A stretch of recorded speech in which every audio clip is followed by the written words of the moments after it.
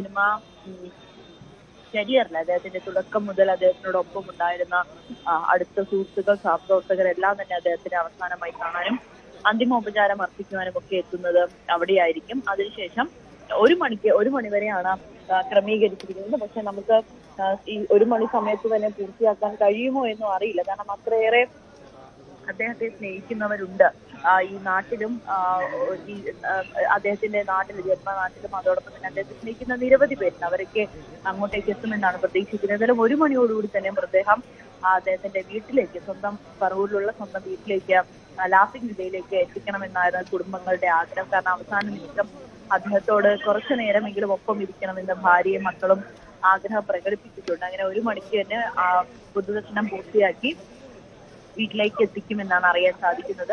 അവിടെ അദ്ദേഹത്തിന്റെ അടുത്ത ബന്ധുക്കളും അതോടൊപ്പം തന്നെ അടുത്ത സഹപ്രവർത്തകരും അവിടെയും അദ്ദേഹത്തെ കാണാനെത്തും.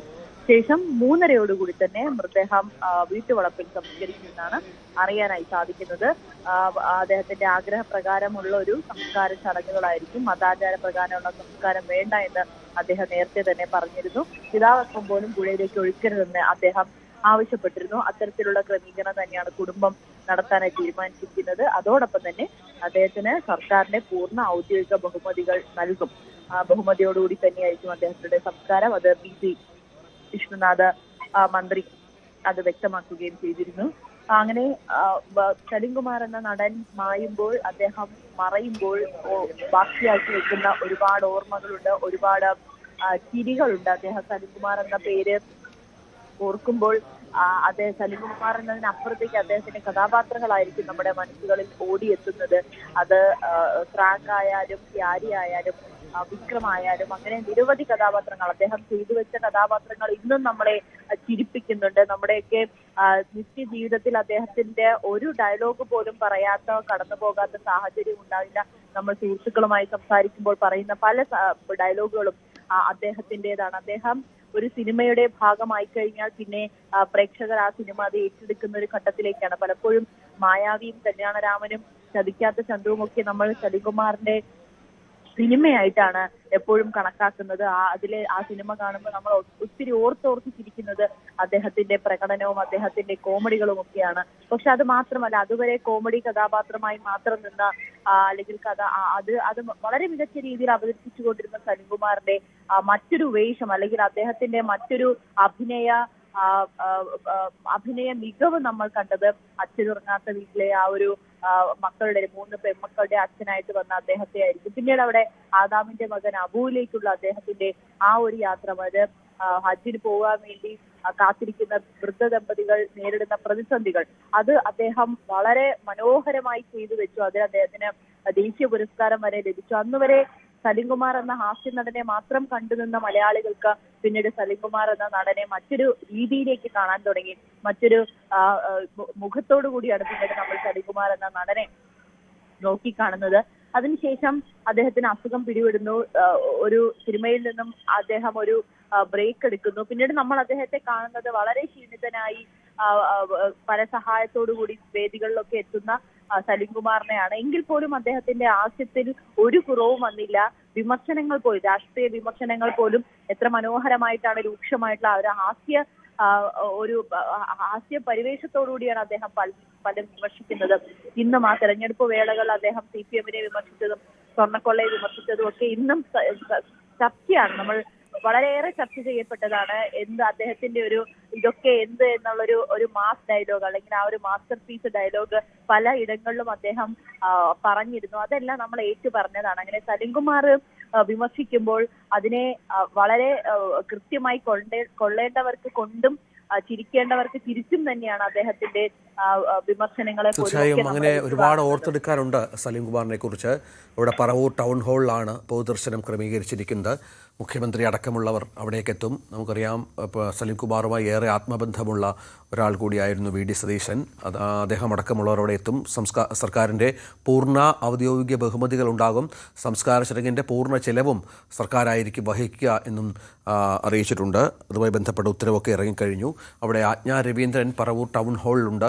ആജ്ഞ എപ്പോഴേക്ക് അവിടെ പൊതുദർശനം ആരംഭിക്കും? ഇതിനകം തന്നെ ഒരുപാട് പേർ പ്രിയ നടനെ അവസാനമായി കാണാൻ എത്തിയിട്ടുണ്ടാകുമല്ലോ.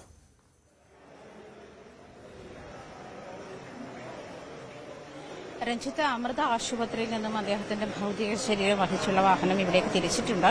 വലിയ മഴയാണ്, അതുകൊണ്ടുള്ള ട്രാഫിക് ബുദ്ധിമുട്ടുകൾ ഉണ്ട് എന്നാണ് അറിയിച്ചിരിക്കുന്നത്. എന്തായാലും 9 മണിയായിരുന്നു നമ്മളോട് നേരത്തെ അറിയിച്ചിരുന്ന സമയം, പക്ഷേ ഇതുവരെയും എത്തിയിട്ടില്ല. പക്ഷേ വളരെ നേരത്തെ തന്നെ അമൃത ആശുപത്രിയിൽ നിന്നും തിരിച്ചിട്ടുള്ളതാണ്. ഇവിടെ പ്രമുഖരായ ആളുകളൊക്കെ എത്തിച്ചേർന്നുകൊണ്ടിരിക്കുന്നുണ്ട്. അപ്പോൾ പി സി വിശ്വനാഥ്, മന്ത്രി പി സി വിശ്വനാഥ് ഉണ്ട്, ഹൈബിയുടെ MP ഉണ്ട്, അങ്ങനെ പ്രമുഖരായ ആളുകളൊക്കെ ഇവിടെ എത്തിക്കൊണ്ടിരിക്കുന്നുണ്ട്. അതിനുള്ള അദ്ദേഹത്തിന്റെ ഭൗതിക ശരീരം സ്വീകരിക്കാനുള്ള ഒരുക്കങ്ങളൊക്കെ ഇവിടെ തയ്യാറായിക്കൊണ്ടിരിക്കുകയാണ്.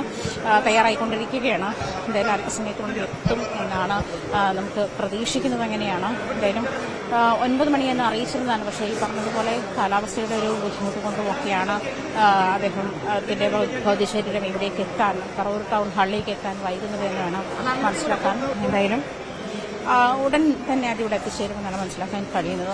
30 പതിറ്റാണ്ട് മലയാളിയെ കുടുകുടെ ചിരിപ്പിച്ച ഹാസ്യ സാമ്രാട്ട്, അതിനപ്പുറത്തേക്ക് മലയാളിയെ എക്കാലവും ചിന്തിപ്പിക്കാനുള്ള ചിന്തകൾ ബാക്കി വെച്ചുപോയ സലീം കുമാർ നടനെ ഓർമ്മിക്കുകയാണ് മലയാളം മുഴുവൻ. ഓരോ മലയാളിയും ഇപ്പോൾ അദ്ദേഹത്തെ ഓർക്കുന്നത്. എങ്ങനെ ഓർക്കുന്നു അദ്ദേഹത്തെ?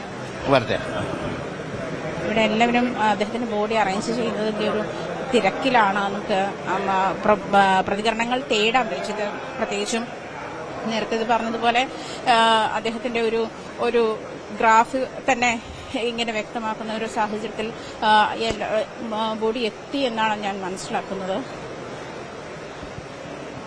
എന്തായാലും അദ്ദേഹത്തെ ഇവിടേക്ക് ആനയിക്കാനുള്ള തയ്യാറെടുപ്പുകൾ തുടങ്ങിക്കഴിഞ്ഞിട്ടുണ്ട്. എന്തായാലും 9 മണിക്ക് ഇവിടെ എത്തുമെന്നാണ് അറിയിച്ചിരുന്നത്. പക്ഷേ മഴ കാരണം ചില സാങ്കേതികമായിട്ടുള്ള താമസം ഉണ്ടായിട്ടുണ്ട്. എന്തായാലും അദ്ദേഹത്തിന്റെ ബോഡി ഇവിടേക്ക് എത്തിയിട്ടുണ്ട്.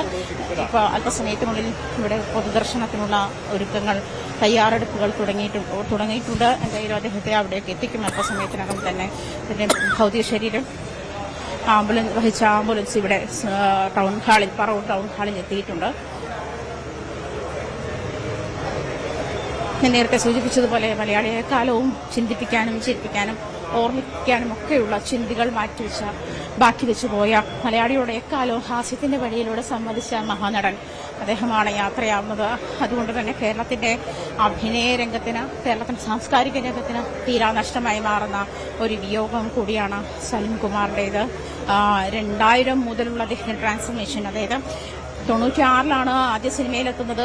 അതിനുശേഷം ഇങ്ങോട്ട് സൈഡ് റോളുകളും അവിടെയും ഇവിടെയുമുള്ള അദ്ദേഹം തന്നെ ചില ഇന്റർവ്യൂകളിൽ പറഞ്ഞിട്ടുണ്ട്. സിനിമയിൽ അഭിനയിക്കാൻ വിളിച്ച ശേഷം പിന്നീട് ചിത്രം റിലീസാകുമ്പോൾ താൻ ചിത്രത്തിൽ ഉണ്ടാവുകയല്ല എന്ന് ഹാസ്യത്തിന്റെ മേമ്പൊടിയോടുകൂടി തന്നെ പല ഇന്റർവ്യൂകളിലും അദ്ദേഹം പറഞ്ഞിട്ടുണ്ട്. അത്തരം സാഹചര്യങ്ങൾ കൂടി വ്യക്തമാക്കേണ്ടുന്ന ഒരവസ്ഥ, അത്തരം സാഹചര്യങ്ങൾ കൂടി അദ്ദേഹം വ്യക്തമാക്കിയിട്ടുണ്ട്. എന്തായാലും പിന്നീട് 2000 മുതലുള്ള അദ്ദേഹത്തിന്റെ ട്രാൻസ്ഫോർമേഷൻ നടൻ എന്ന നിലയിൽ, ഹാസ്യ നടൻ എന്ന് രജിസ്റ്റർ ചെയ്യുന്ന അദ്ദേഹം ക്യാരക്ടർ റോളിലേക്ക് മാറുന്നു, സീരിയസ് റോളുകളിലേക്ക് മാറുന്നു. മുകുന്ദൻ ഉണ്ണി എന്ന് പറയുന്ന അഡ്വക്കേറ്റ്, ഹാസ്യം കൊണ്ട് മലയാളിയെ ശരിപ്പിച്ചിട്ടുള്ള മുകുന്ദൻ എന്ന് പറയുന്ന അഡ്വക്കേറ്റ്, ആ അഡ്വക്കേറ്റിന് പകരം നമ്മൾ പിന്നീട് കാണുന്ന ട്യൂണിലെ, അതായത് പിങ്കിൽ അമിതാഭ് ബച്ചനെ ഓർമ്മപ്പെടുത്തുന്ന, അമിതാഭ് ബച്ചന്റെ ജസ്റ്റേഴ്സും ഡയലോഗുകളും ഒക്കെ ഓർമ്മപ്പെടുത്തുന്ന തരത്തിലുള്ള ശക്തരായ കഥാപാത്രമായിട്ട് സലീം കുമാർ മാറുന്ന കാഴ്ച, അങ്ങനെ